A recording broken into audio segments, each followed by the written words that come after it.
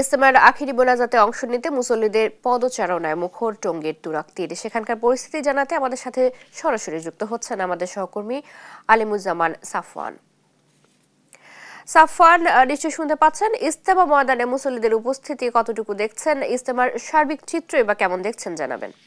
সকাল থেকেই যে বিশ্ব ইজতেমার যে আনুষ্ঠানিকতা সেটি শুরু হয়ে গিয়েছে এবং আমার ঠিক পেছনের দিকটায় যে প্রবেশ পথগুলো দেখতে পাচ্ছেন, আমি তুরাগ পাড়ের যে দিকটা রয়েছে সেখানে রয়েছি। তো এখানে সকাল থেকে কিন্তু প্রচুর মানুষ ইজতেমার ময়দানে আসতে শুরু করেছেন এবং যারা অবস্থান করছিলেন তারা ভিতরে এখনো রয়েছে। তো এই মোনাজাতের যে পর্বটি সেটি কিছুক্ষণের মধ্যেই শুরু হবে বলে আমরা জানতে পেরেছি।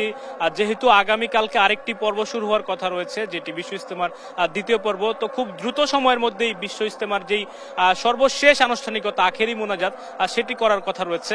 আর এই মুহূর্তে যেটি হচ্ছে সেটি কিন্তু বয়ান চলছে।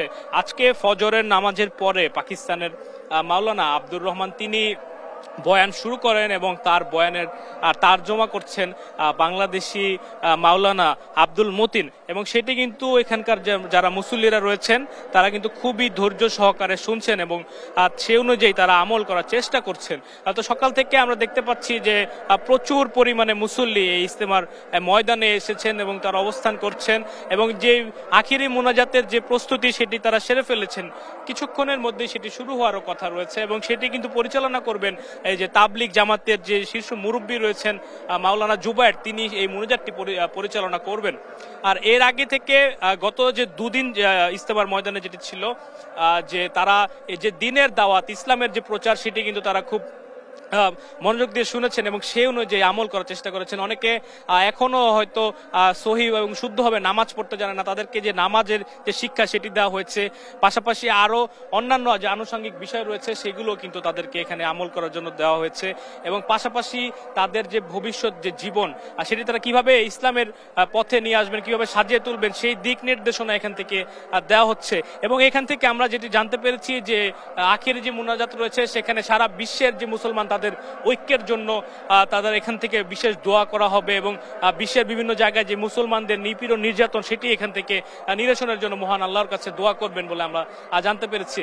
এছাড়া বর্তমান যে চিত্র আপনারা দেখতে পাচ্ছেন যে সকাল 9টার দিকে যে আখিরি মোনাজাত সেটি হবার কথা রয়েছে, 9টা বাজতে কিছুটা সময় এখনো রয়েছে।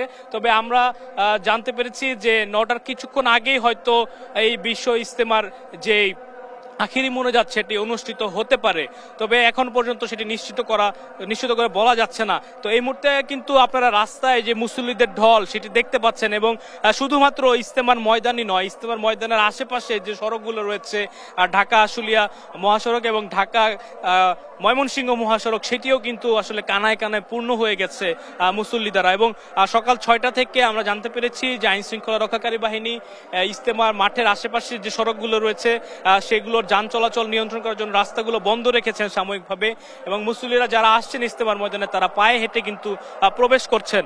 আর টঙ্গীর তুরাগ তীরে আপনারা দেখতে পাচ্ছেন মুসল্লিদের যে ঢল যেটি বর্তমানে রয়েছে সেটি দেখতে পাচ্ছেন এবং তারা কিন্তু যে আখিরি মোনাজাতের যে প্রস্তুতি সেটি কিন্তু তারা আসলে সারছেন।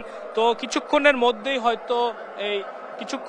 হয়তো আখিরি মুনাজাতের মাধ্যমে যে বিশ্ব ইজতেমার আনুষ্ঠানিকতা সেটি কিন্তু শুরু হবে এবং সারা বিশ্বের যে মুসলিম উম্মাহ তাদের জন্য, তাদের ঐক্যের জন্য, তাদের শান্তির জন্য, সারা বিশ্বের শান্তির জন্য এখান থেকে দোয়া করা হবে। তো আমরা কিন্তু সর্বশেষ এই এতটুকুই জানতে পেরেছি এবং পরবর্তীতে আমরা আপনাদের সাথে আবারও যুক্ত হব। নিশ্চয়ই সাফওয়ান, ধন্যবাদ আপনাকে। আমাদের সাথে আখিরি মোনাজাতের খবর জানাতে যুক্ত ছিলেন সহকর্মী আলিমুজ্জামান সাফওয়ান।